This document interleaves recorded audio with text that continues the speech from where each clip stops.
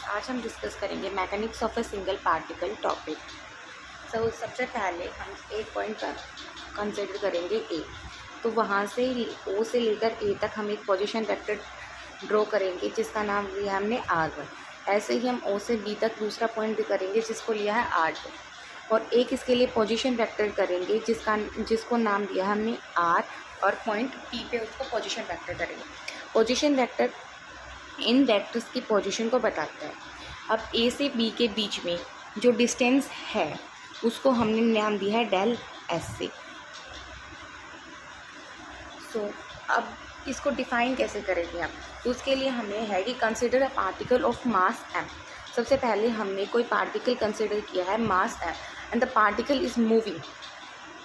एक moving particle लिया है जिसका मास m है, और जो एस कर्व, ये कंप्लीट जो कर्व हमने बनाया है ना यहाँ से यहाँ तक, इस कर्व का नाम देंगे हम एस कर्व।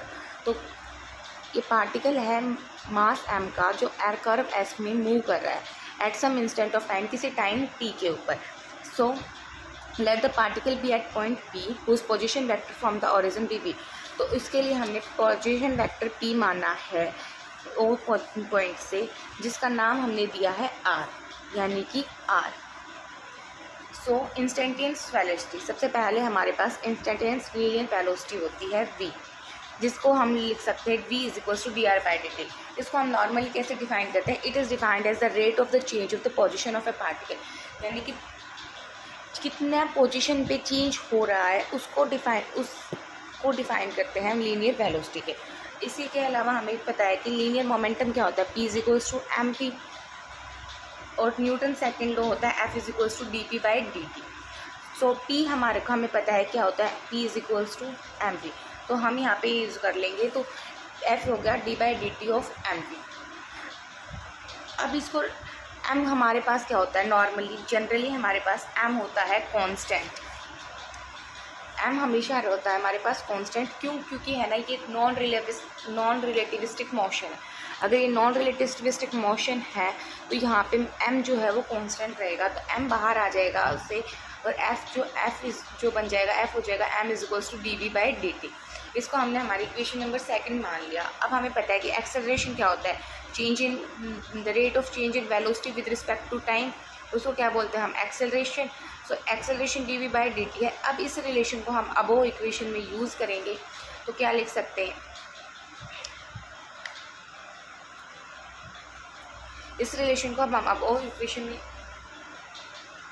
अब हमारे पास एक्सेलरेशन है dv/dt and we know that v is equals to dr/dt from equation number first.